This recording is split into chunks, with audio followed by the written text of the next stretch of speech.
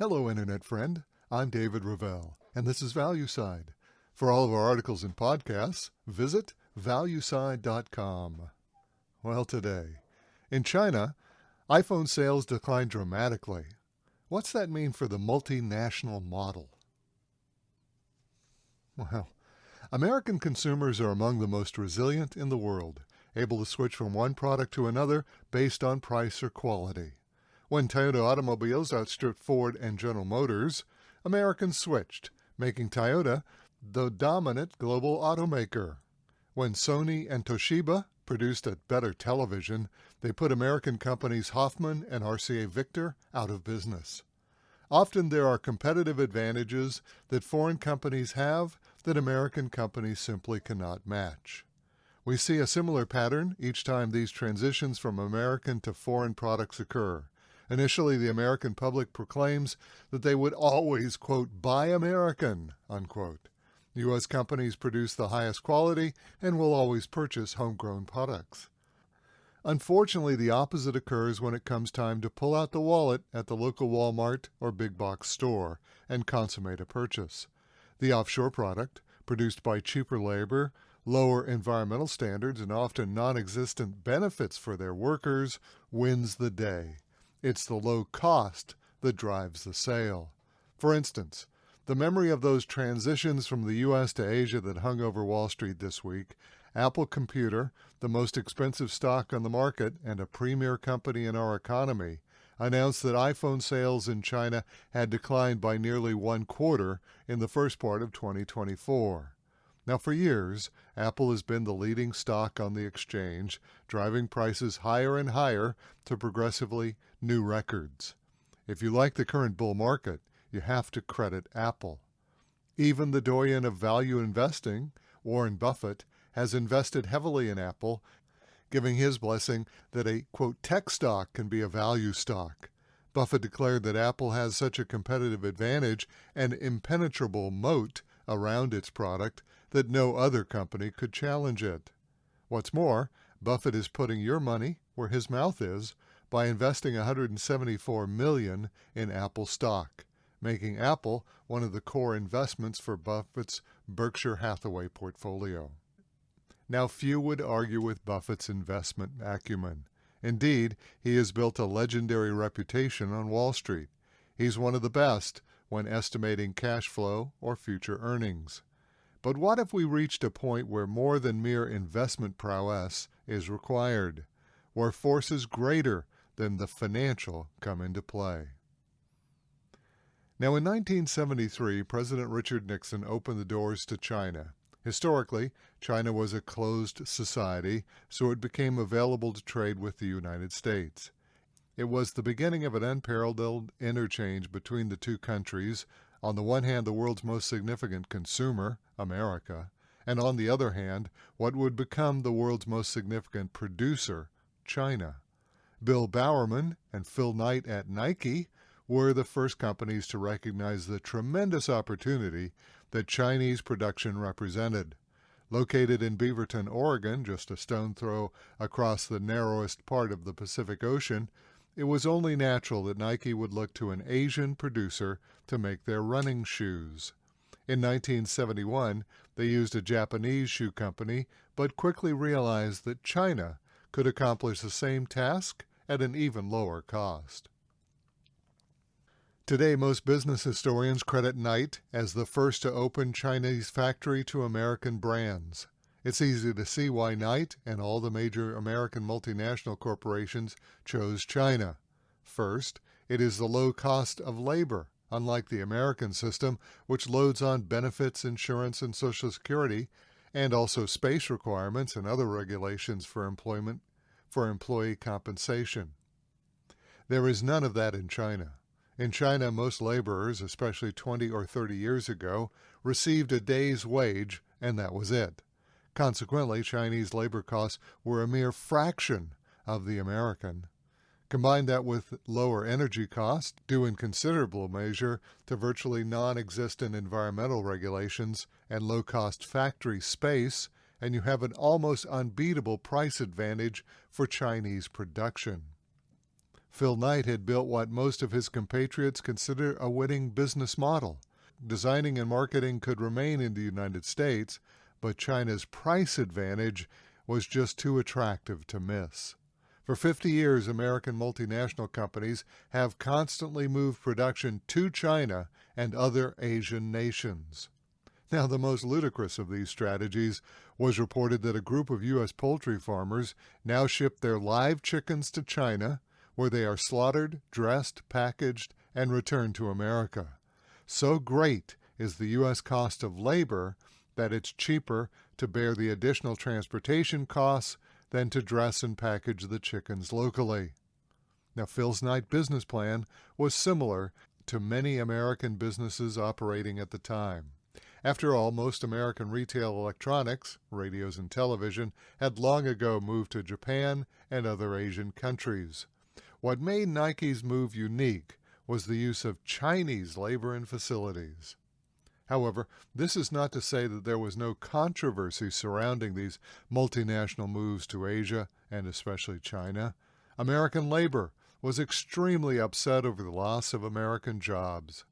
Buy American campaigns popped up around the country.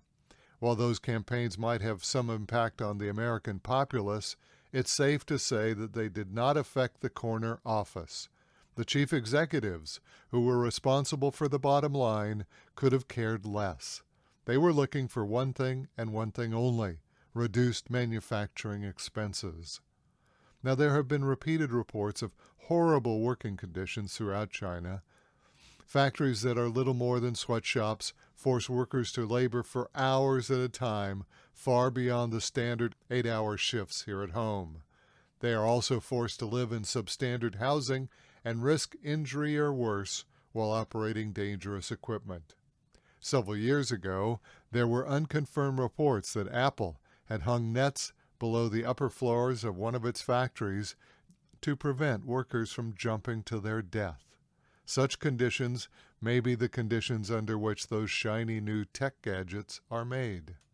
In addition to reports of unsafe and unhealthy working conditions, there have been lingering accusations of American multinationals providing China with access to proprietary U.S. technology.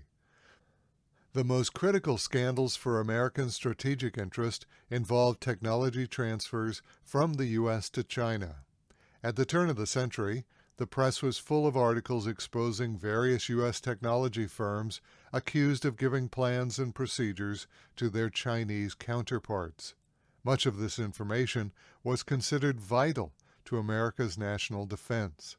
By 1998, the United States Justice Department launched a full investigation of Hughes Electronics Corporation and Loral Space and Communications Limited.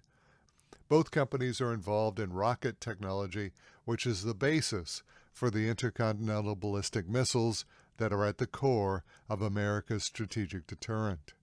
Hughes was accused of providing state-secret rocket technology, while Loral was accused of providing the Chinese with MIRV, that's Multiple Independent Reentry Vehicle technology.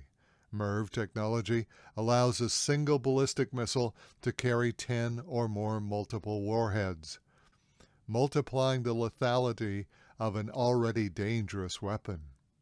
Given the stakes involved and the public outrage at the time, relatively little came of the Justice Department investigation. Yes, fines were handed out, and some low-level employees were jailed, but overall, these companies continued to operate with hardly a hiccup. However, what this episode indicated was the commitment of the U.S. multinational companies to the model, the business plan that was perfected by Phil Knight years before. That combination of cheap Chinese labor and plants combined with U.S. production development and marketing. Around the same time that the scandals broke out for aerospace and defense companies, Tim Cook at Apple Computer was busy pursuing the model. In 2001, Cook closed the last Apple assembly plant in California, laying off American workers and transferring those jobs overseas. It was the final step in making Apple a foreign manufacturing company. For over 20 years, the model has been the winning combination that has placed Apple at the top of the corporate heap. Today, Apple Computer is the second most valuable company in the world, with outstanding stock performance driving Apple's market capitalization to more than $2.5 trillion. Now, Wall Street is never one to argue with success, and the Nike Apple model of offshore production with onshore development and marketing has intoxicated U.S. companies. For the last half-century, U.S. companies have looked for ways to move their manufacturing anywhere but America, from consumer products to pharmaceutical medicines to heavy equipment. Today, our consumer purchased the Not Made in America label. It is essential to recognize that several conditions must exist for the model to work. The U.S. dollar must remain strong, providing a favorable exchange rate compared to the Chinese yuan or other currencies. Relations between the United States and China must remain amicable. China regulation for labor and environment must remain lax. The U.S. regulation must continue to allow offshore manufacturing. And finally, China must continue allowing U.S. multinational companies to access their domestic consumer markets. As you can see, many of these conditions are now fading. Sino-U.S. relations are at a razor edge. President Biden's latest request for spending has earmarked $10 billion in direct military aid to Taiwan, thereby increasing tensions with China. The U.S. dollar has performed poorly recently, calling into question its status as the global reserve currency. Presidents Trump and Biden have advocated for multinational offshore production to return to American shores. However, the most important recent development affecting the model was the announcement earlier this week that iPhone sales in China dropped an astounding 1/4 for the first part of 2024. The reason? Increased competition from, of all places, the Chinese homegrown company Huawei. It was stunning. Americans had presumed that it would be years before Huawei developed a smartphone capable of competing with the signature Apple iPhone. Apple and others thought it would be years before Huawei made a 5G phone. Consequently, Apple would enjoy a significant competitive advantage, which Buffett calls his moat, in protecting iPhone sales. Unfortunately for Apple, that's no longer the case. At the same time that Apple announced that the iPhone sales declined by 1/4, Huawei let the world know that their smartphone sales increased by a mind-numbing 65%. Not only had Huawei caught up with Apple in producing a 5G phone, but they also showed that they could outsell the iPhone by gaining market share. All this will no doubt put Apple's management back on their heels. Huawei's ascendancy is a concern that Apple will have to address at its next shareholder meeting. But what this has done to the model is even more substantial.